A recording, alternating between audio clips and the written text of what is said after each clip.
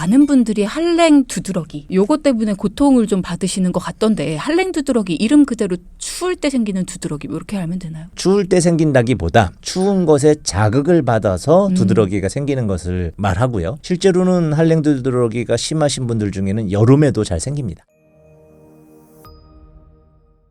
실제로 나 동상 온 것 같아라는 어떤 증상을 이야기하는 분들 얘기를 들어보면 감각이 조금 둔해지거나 가려움 뭐 이런 것들을 얘기하시는 것 같은데 어떤 증상이 와야 동상이에요? 실제 동상과 동창은 미묘한 차이가 있는데 네. 가장 중요한 부분이 그 가려운 부분이 되겠습니다. 동창 환자들은 0도에서 10도 정도 되는 그런 온도에서 발생을 하기 때문에 추후에 다룰 한랭 두드러기처럼 가려움증이라든지 뭐 따끔거림 이런 증상을 쉽게 동반하지만 동상 진짜로 얼어버렸을 경우에는 가려움 이런 것도 못 느끼는 무감각, 뻣뻣함 이런 증상을 많이 호소하시게 되고요. 색깔도 벌개지는 게 아니고 회색 아니면 검은색 이런 식으로 이제 조직이 죽어가는 것이기 때문에 그런 증세를 보일 수가 있습니다. 동상 증상이 나타난다. 감각이 없고 회색빛으로 바뀌고 이렇게 된다. 그러면 어떻게 해야 돼요? 일단 빠르게 따뜻한 곳으로 옮기고 보온을 해주시면서 해당 부위를 따뜻한 물에 담그는 것이 좋습니다. 그렇게 해서 해주시고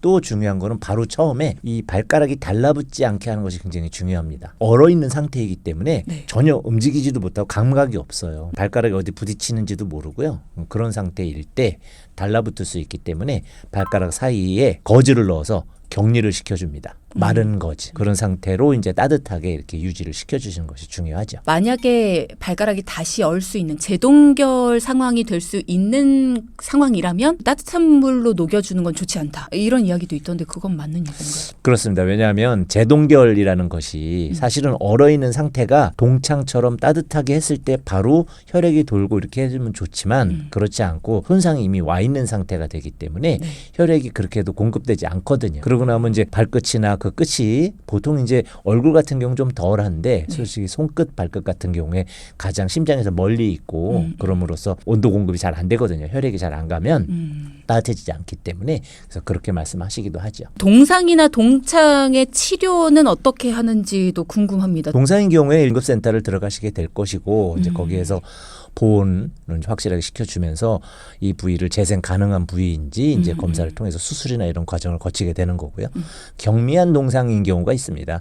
좀 잘 풀어주면 될 경우에는 따뜻하게 해서 풀어주고 따뜻한 곳에서 마사지를 해주고 하면서 이제 호전이 되는데 동창은 이제 조금 다릅니다. 동창은 0도 이하로 내려가지 않은 기후이기 때문에 설마 추위에 그랬을까라고 생각하는 경우들이 많이 있어서 치료 시기를 놓치는 경우가 많겠죠. 이제 그런 분들 같은 경우에는 나중에 증세가 나타났을 때 치료를 받으시게 되는데 마사지가 일단 중요합니다. 마사지를 비비거나 그러시면 안 됩니다. 세균 감염이 된다든지 손톱 상처가 난다든지 긁거나 이제 가렵거든요. 그러면 이제 2차 감염이 일어나기 때문에 좋은 방법은 아니죠. 그래서 따뜻한 물에 해주는 치료는 특히 동창 환자한테 많이 사용을 하게 되고요.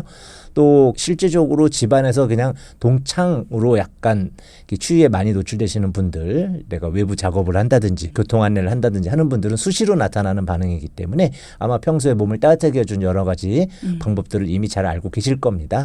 뭐 적외선을 사용을 한다든지 따뜻하게 또는 이제 핫팩을 사용한다든지 하는 방법으로 충분히 쉽게 해결이 가능하신데 반복적으로 발생해서 피부에 어떤 자극이 남는다든지 이제 가려움이 너무 심하다든지 뭐 이런 식으로 동창의 어떤 특정한 증세를 보이게 되면 이제 혈액 순환을 촉진시키는 따뜻한 혈액이 많이 가면 되겠죠. 그래서 그런 환자분들이 오셨을 때 이제 한방적인 치료를 통해서 충분히 회복 가능하십니다. 많은 분들이 한랭 두드러기 요것 때문에 고통을 좀 받으시는 것 같던데 한랭 두드러기 이름 그대로 추울 때 생기는 두드러기 뭐 이렇게 알면 되나요? 추울 때 생긴다기보다 추운 것에 자극을 받아서 두드러기가 생기는 것을 말하고요. 실제로는 한랭 두드러기가 심하신 분들 중에는 여름에도 잘 생깁니다. 두드러기라는 것은 혈관 내에 있는 혈장 성분이라든지 이런 것이 혈관 밖으로 빠져나오면서 그 부위가 이렇게 팽윤된다고 하죠. 부어오르는 그런 두드러기를 말하는데 전체 두드러기 환자의 한 5% 정도가 이제 그런 찬 것에 노출됐을 때 바로 부풀어 오르는 한랭 자극에 의해서 발생하기 때문에 그렇게 지칭을 하고 실제적으로 약이 없다. 보통 이제 질병기구에서는 보면 약이 없는 것으로 나와 있고요. 한방에서는 안에 있는 열을 피부로 끌어들여서 고쳐드릴 수가 있어서 잘 되고 있지만 양방에서는 히스타민제나 스테로이드 를 하게 되는데 그닥 잘 반응이 좋지는 않습니다. 그러면 몸이 막 가렵고 두드러기가 올라오는 이런 분들은 먹는 거를 좀 조심해야 되지 않을까 싶어요. 어떤 것들을 좀 조심해야 될까요? 기본적으로는 이제 그 먹는 것과 사실은 관계가 없습니다만 왜냐하면 음식에 관한 부분과 또는 이제 화학물질에 관한 부분이 두드러기의 대부분을 차지하기 때문에 한랭은 이제 냉기를 조심하셔야 되는 것이고 콜린성은 뜨거운 열기 갑작스럽게 막 운동을 한다든지 그런 것이 영향을 줍니다. 그러나 둘 다 두드러기 계열이기 때문에 말씀하신 대로 음식의 영향을 안 받지는 않습니다. 그래서 경험적으로 나에게 두드러기를 유발하는 것을 조심하는 것이 좋지만 대략적으로는 온도성 두드러기에는 뜨거운 음식 매운 음식 이런 것들이 영향을 주기도 하고요. 또는 이제 한랭성은 차가운 음식, 아이스 아메리카노를 겨울에 막 먹는다든지 그래서 내 체온을 확 떨어뜨렸는데 바깥에 추운데 나간다든지 이런 식으로 한랭 두드러기는 차가운 음식 그리고 콜린성은 뜨겁고 매운 음식 이렇게 생각하시면 좋을 것 같습니다. 그러면 내가 예를 들어서 이렇게 한랭성이나 콜린성 두드러기가 있다. 그러면 이게 발진이 막 올라오면서 너무 가렵잖아요. 긁으면 안 되니까 어떻게 대처를 해야 돼요? 콜린성 두드러기는 가려움도 물론 있지만 대부분 따끔거림으로 표현을 합니다. 아마 겪어보셨을 거예요. 콜린성 두드러기까지는 아니어도